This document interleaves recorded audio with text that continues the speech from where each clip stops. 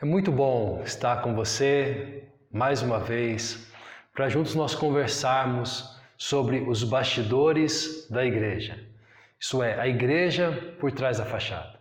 Estamos aproveitando essa série de mensagens para conversarmos sobre nossa declaração de missão, visão e de valores, pois elas expressam para nós, primeiro, o que Deus nos chamou para fazer, isto é, nos chamou para honrar a Deus, isto é, glorificá-lo, vivendo e partilhando a vida de Jesus. Ela também expressa o que Deus nos chamou para ser uma igreja ou uma comunidade de fé relevante em seu contexto e plantadora de novas igrejas. E o que Deus estabeleceu para a nossa preservação e ao mesmo tempo para o nosso crescimento. Esses são os nossos valores. Nós temos 4 valores. Nosso primeiro valor é ser uma igreja reformada, evangelizadora, transformadora e relevante. Então hoje nós iniciaremos uma conversa sobre os nossos valores, começando pelo valor cristã reformada. Nós somos uma igreja reformada. Mas o que você sabe sobre isso? O que isto significa? Significa que temos raízes na Reforma Protestante do século XVI, cujo marco histórico é o dia 31 de outubro de 1517, quando um monge conhecido como Martim Lutero afixou na porta da igreja do castelo de Wittenberg suas 95 teses que questionavam práticas e crenças da igreja cristã naquele momento. Porém, é importante que você saiba que antes de Lutero, houve outras pessoas e outros movimentos que foram duramente combatidos, deixando para trás muitos mártires. Mas a Reforma Protestante, iniciada na Alemanha sob a liderança de Martim Lutero, não pôde ser detida. E apesar das resistências, a Reforma se espalhou e novos líderes surgiram, como por exemplo Zwinglio, como por exemplo João Calvino, ali na Suíça. Aliás, foi na Suíça que este movimento de reforma, termo inicialmente pejorativo, ganhou o status de igreja reformada. Então, esse movimento se espalhou pela Europa, ganhando espaço na França, nos Países Baixos, na Irlanda, na Escócia e na Inglaterra. Foi na Escócia.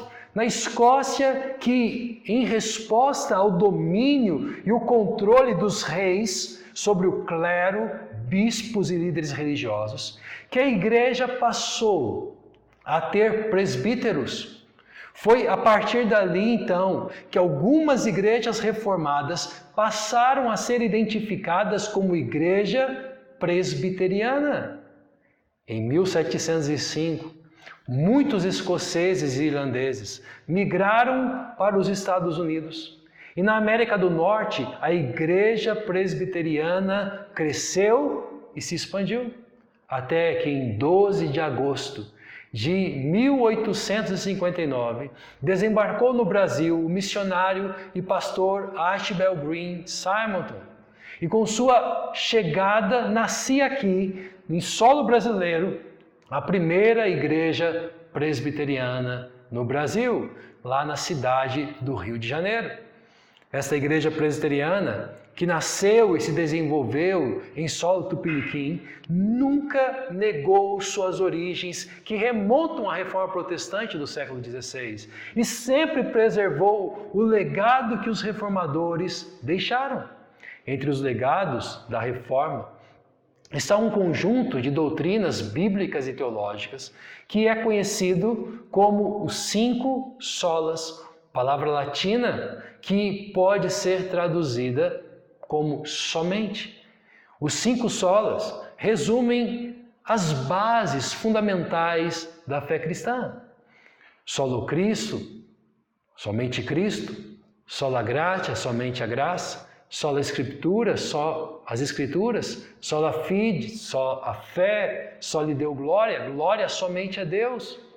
Infelizmente, não teremos tempo para esmiuçar cada um dos 5 solas. Por isso eu quero apenas apontar algumas implicações práticas de cada um dos solas, pois esse conjunto resume o que é para nós ser uma igreja cristã reformada. Mas antes eu quero ler com você aquilo que o apóstolo Paulo escreveu em Romanos, capítulo 5, verso 1 e verso 2.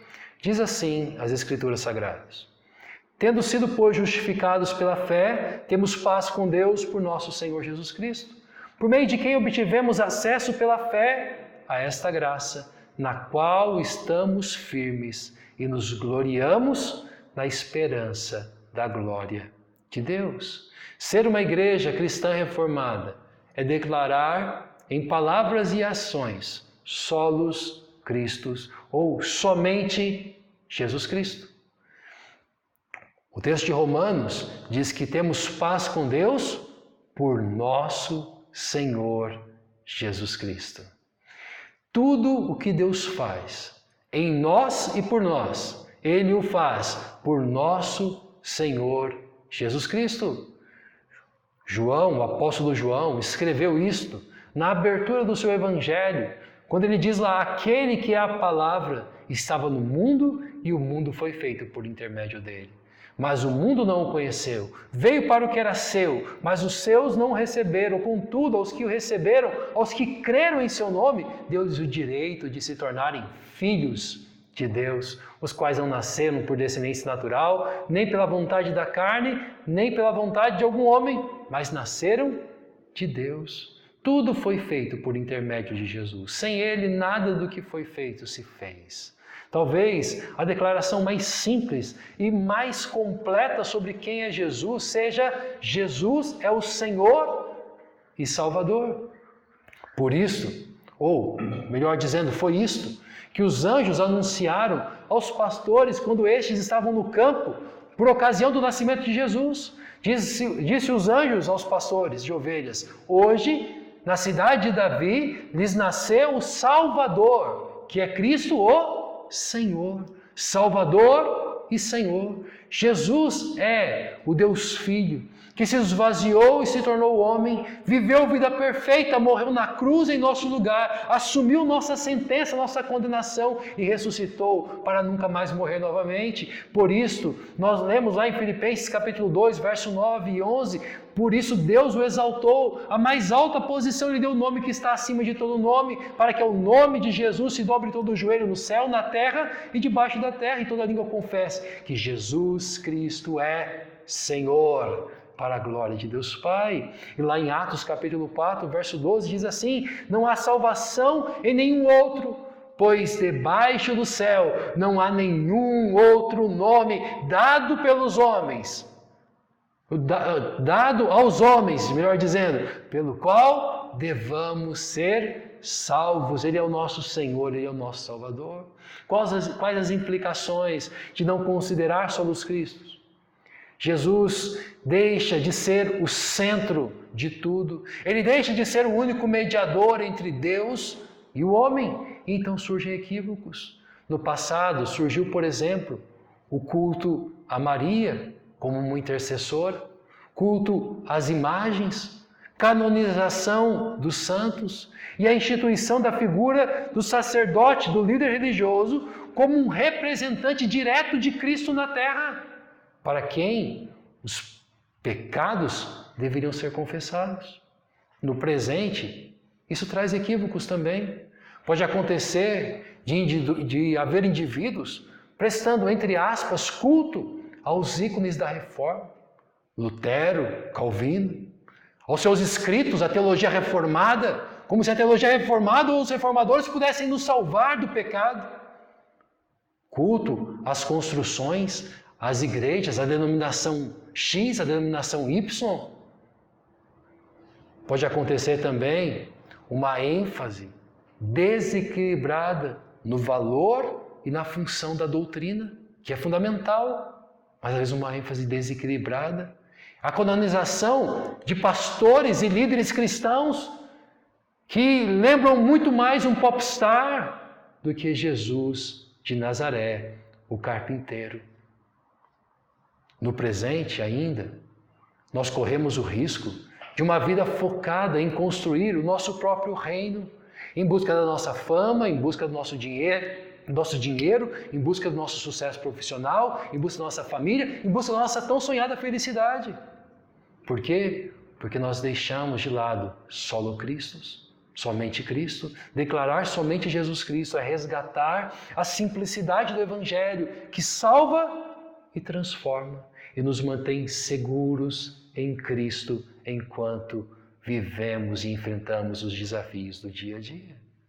Ser uma igreja cristã reformada é declarar em palavras e em ações não somente Cristo, mas também sola gratia, somente a graça. O texto que nós lemos em Romanos vai dizer que tendo sido, pois, justificados. Jesus é quem nos justifica. Mas o que isso significa? Significa que foi Jesus que nos conectou a Deus, ou nos reconectou a Deus. Foi Jesus que nos reconciliou com Deus. A salvação do início ao fim é obra exclusiva de iniciativa divina. Iniciativa de Deus, o Pai que envia o Filho, Jesus Cristo. O apóstolo Paulo escreve aos Efésios o seguinte: vocês estavam mortos em suas transgressões e pecado, todavia Deus, que é rico em misericórdia, pelo grande amor que nos amou, deu-nos vida. Ele nos deu vida, juntamente com Cristo, quando ainda estávamos mortos em transgressões. Pela graça vocês são salvos, pela graça vocês são salvos. A justificação é uma declaração unilateral de Deus, que nos declara justo por sua graça. Graça significa favor imerecido, ou ainda é a disposição favorável que há no coração de Deus de nos salvar através de Cristo Jesus. E apesar de ser desconfortável para a nossa cultura, que é baseada em méritos, em conquista, esta é a essência do Evangelho. É graça, é favor imerecido, é Deus unilateralmente agindo para nos salvar. Nós que estávamos mortos em nossas transgressões, e uma vez que estávamos mortos, não temos poder de voltar à vida, a menos que alguém nos conceda a vida. Deus nos concedeu vida por graça em Jesus Cristo. Quais são as implicações de desconsiderar sola gratia? As implicações, ou a implicação, é que tudo passa a ser uma questão de mérito pessoal se você deixar isso de lado. Onde eu e a minha performance é o que torna possível Deus me amar, é o que torna possível Deus me salvar. Então surgem equívocos, no passado surgiram doutrinas equivocadas que afirmavam que fora da igreja não há salvação. E essa doutrina que foi muito combatida por Lutero, que questionou essa afirmação de que era necessário participar dos sacramentos, dos jejuns, das esmolas e de outros trabalhos piedosos, os quais proporcionarão então a recompensas eternas, e sem eles não há recompensa eterna. E a salvação então não existe fora da igreja, a igreja é detentora da salvação. Não, isso acontece por quê?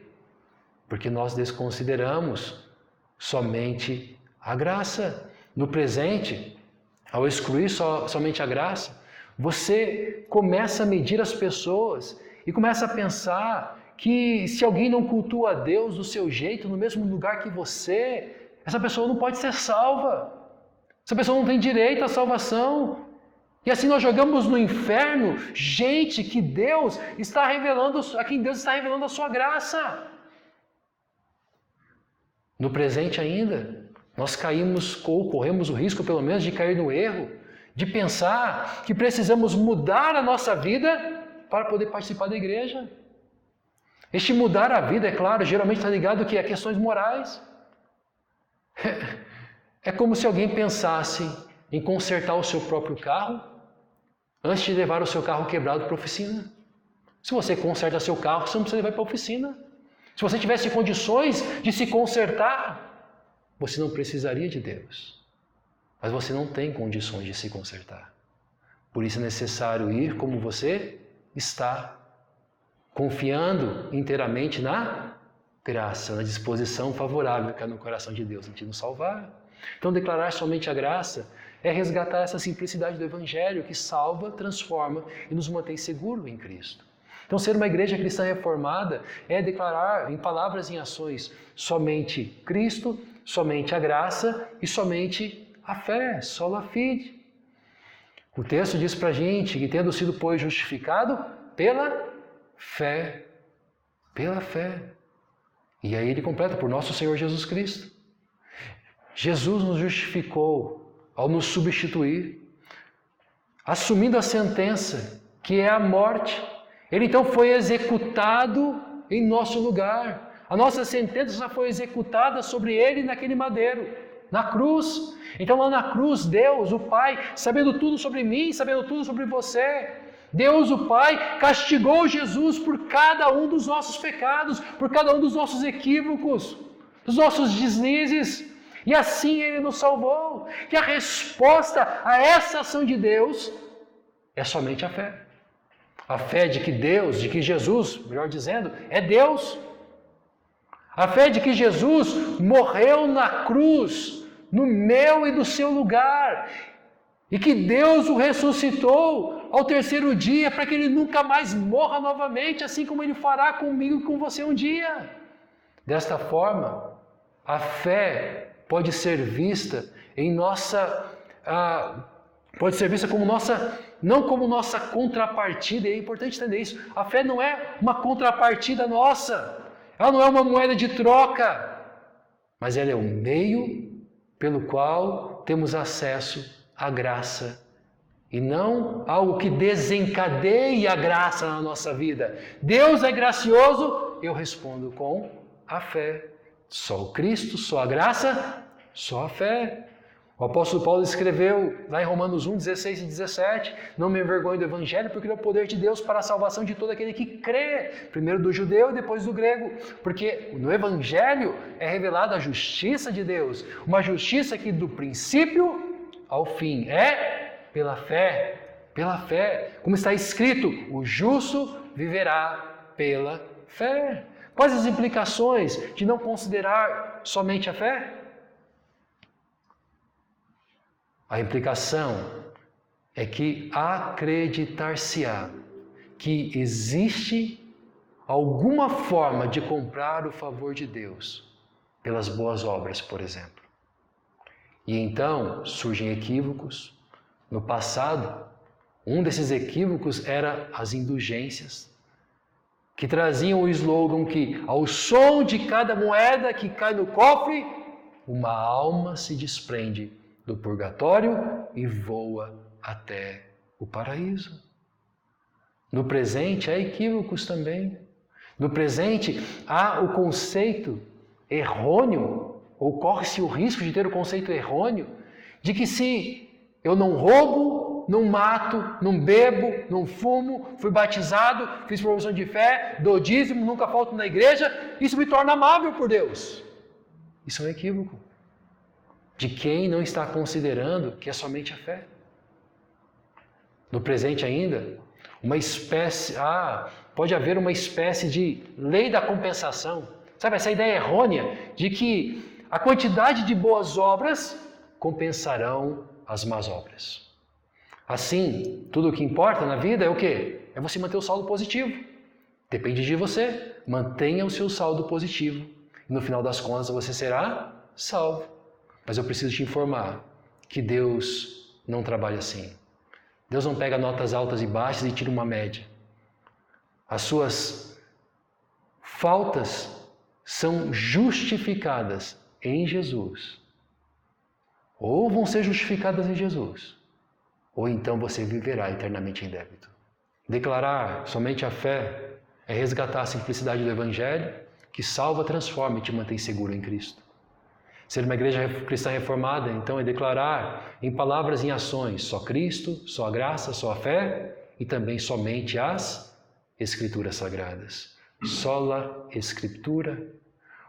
O texto que nós lemos, Romanos 1, 5, de 1 a 2, está onde? Nas Escrituras Sagradas. Onde está revelado esse Jesus Cristo? Esta graça, esta fé da qual nós estamos conversando hoje? Onde está registrada essa verdade? Nas Escrituras Sagradas, na Bíblia. Veja o que Jesus falou sobre as Escrituras. Vocês estudam cuidadosamente as Escrituras, porque pensam que nelas vocês têm a vida eterna. E aí Jesus diz, e são as Escrituras que testemunham a meu respeito. A Bíblia revela quem nós somos, gente desconectada de Deus que precisa de um Salvador. Revela quem é Jesus, Senhor e Salvador. E mais, a Bíblia traz o gabarito para que cada um saiba se teve ou não um encontro real com Jesus Cristo, com Jesus revelado nas Escrituras. Escrevendo a Timóteo, o apóstolo Paulo escreve toda a Escritura inspirada por Deus e é útil para o ensino, para a repreensão, para a correção, para a instrução na justiça. E aí ele diz, para que o homem de Deus seja apto e plenamente preparado para toda boa obra. As Escrituras é o gabarito de Deus, que Deus deixou para mim e para você. Porque Ele primeiro nos salva, Ele nos alcança, Ele nos resgata por graça, nós respondemos com fé. E agora então, como é que eu sei se eu estou conseguindo viver? Eu olho as Escrituras e ali está o gabarito, para me saber quais são as respostas de Deus para meus questionamentos, para o como viver a vida, quais as implicações de desconsiderar só a Escritura. Uma delas, talvez, seremos manipulados. Seremos manipulados por falsos líderes, por falsos ensinos, que acrescentam, removem e distorcem a palavra de Deus. Surgiram equívocos assim no passado. No passado, as decisões dos concílios da igreja, realizadas pelo clero e pelo papado, se tornaram matéria de fé e moral, pé a pé com as Escrituras Sagradas. E assim, as Escrituras Sagradas deixou de ser a única voz definitiva, absoluta e acima de todas as coisas. E tradição e Escrituras foram colocadas no mesmo pé. No presente, acrescenta-se ao Evangelho aquilo que é uma expressão cultural, uma vestimenta, um estilo musical, uma disposição de bancos, de formato de igreja, formatos de culto, de tipos de templo, como se houvesse uma única forma e não ser aquela forma é estar contra as Escrituras. Dentro da igreja presbiteriana, poderíamos dizer sobre as sociedades internas, onde igrejas tornam sociedades internas matérias de fé, como se ter aquilo que nós chamamos de união presbiteriana de adolescentes, jovens, sociedade auxiliadora feminina, união presbiteriana de homens, fosse matéria bíblica, fosse revelação bíblica. Quero lembrar aqui o que o reverendo Augusto Nicodemos, vice-presidente da IPB, disse em uma das reuniões do Supremo Concílio, onde ele nos lembrou que sim, as Escrituras falam, temos que cuidar das crianças, temos que cuidar dos jovens, temos que cuidar dos idosos, temos que cuidar dos casais, temos que cuidar de todos os nossos. Mas ela nunca disse que isso deve ser feito em forma de sociedades internas. Esse é um jeito. No presente ainda, talvez mais latente hoje é o fato de que temos criado um Deus customizado, um Deus para cada um Deus feito sob medida para você. Temos edificado um Deus sob medida para nós mesmos, tiramos de Deus e das Escrituras o que nos desagrada, ficamos com aquilo que nos agrada, distorcemos o que é possível para que tenhamos um Deus semelhante a nós. E esse Deus semelhante a nós é um Deus com D minúsculo, porque o Deus das Escrituras é um Deus de quem nada se pode tirar e nada se pode acrescentar. Toda vez que nós desprezamos somente a Escritura, nós corremos esse risco. São as Escrituras que revelam Deus, que revelam a Trindade. Então, declarar somente as Escrituras é resgatar a simplicidade do Evangelho, que salva, transforma e nos mantém seguros em Cristo. Ser uma igreja reformada ainda, por último, é somente Cristo, somente a graça, somente a fé, somente a Escritura e somente glória a Deus, só lhe deu glória. O texto de Romanos termina dizendo que nós estamos firmes nessa graça. Ele diz, e nos gloriamos na esperança da glória de Deus. Nós estamos firmados e alegres na glória de Deus, pois tudo é para a glória de Deus, como escreve o apóstolo Paulo, lá em Romanos 11, 33 a 36, ó profundidade da riqueza e da sabedoria e do conhecimento de Deus, quão insondáveis são os seus juízos e inescrutáveis os seus caminhos. Quem conheceu a mente do Senhor? Ou quem foi seu conselheiro? Quem primeiro lhe deu para que ele o recompense? Pois dele, por ele e para ele são todas as coisas. A ele seja a glória para sempre. Amém. Todos os aplausos são para Deus, pois dele, por ele e para ele são todas as coisas. E mais, ele não divide com ninguém a sua glória, como ele escreveu e ele revelou através do profeta Isaías: eu sou o Senhor, esse é o meu nome, não darei a outro a minha glória, nem a imagens o meu louvor. Isaías 42, versículo 8. Queremos fazer tudo como se dependesse de nós, porque nós queremos ser excelentes no que fazemos, mas nós vivemos como quem sabe e tem convicção absoluta de que tudo depende de Deus.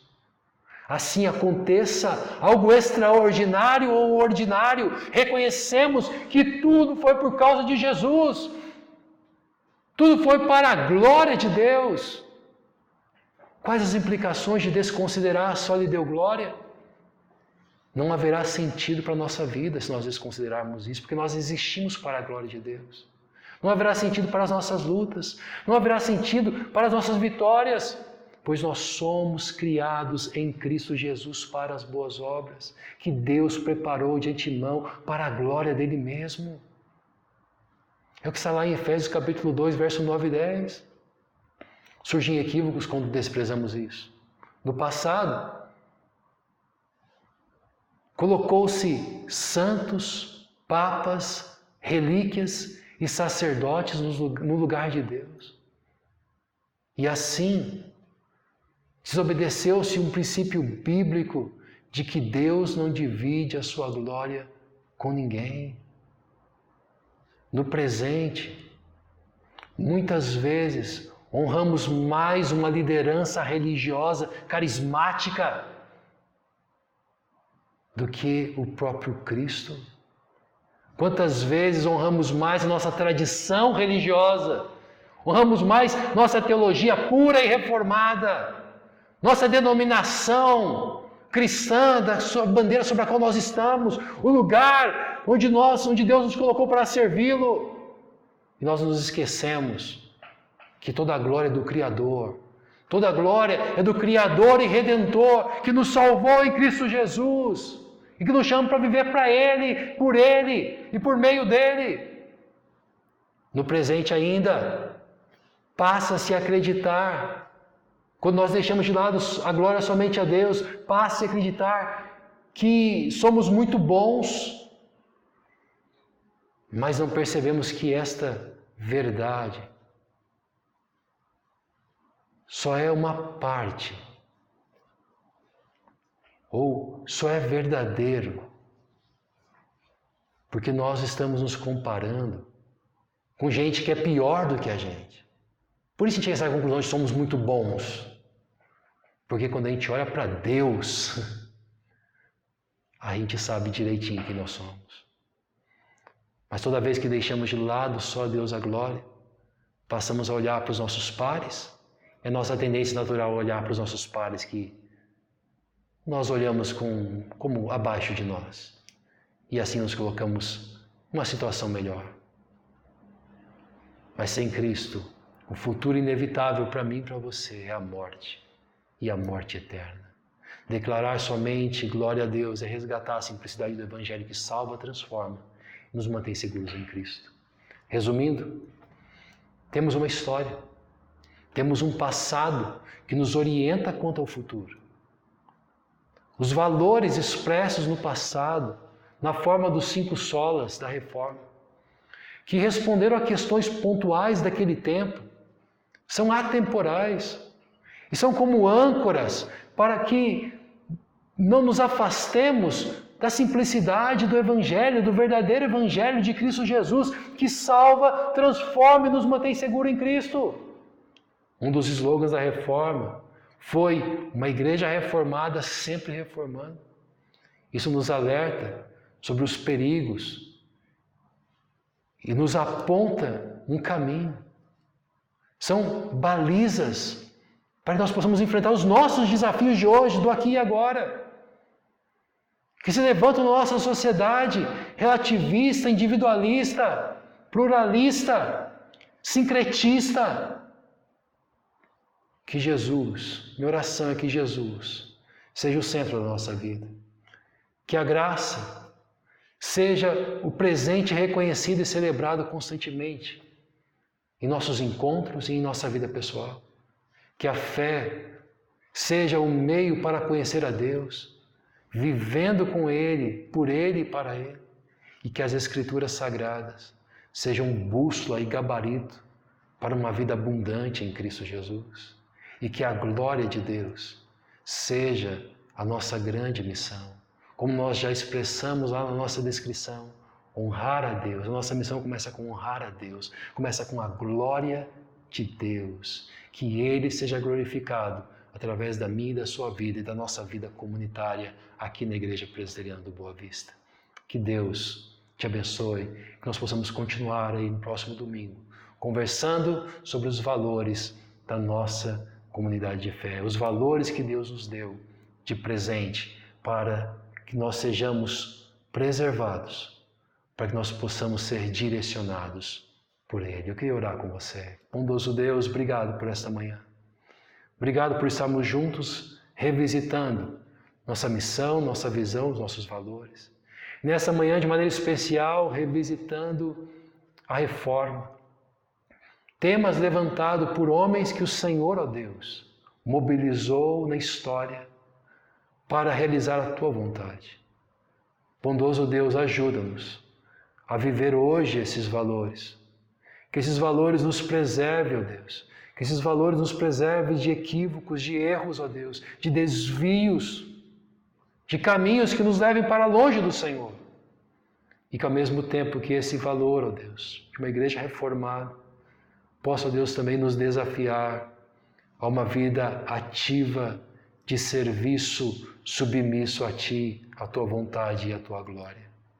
Dá-nos, ó Deus, convicção de que é suficiente Cristo, é suficiente a graça, é suficiente a fé, é suficiente a Escritura, é suficiente uma vida para a Tua glória. Que esta seja a nossa alegria, que esta seja, Senhor, que este seja o nosso norte, em nome de Cristo Jesus. Amém e amém. Que Deus abençoe o seu domingo, que se Deus nos permitir, que possamos nos encontrar logo mais, às 19 horas, também de forma online.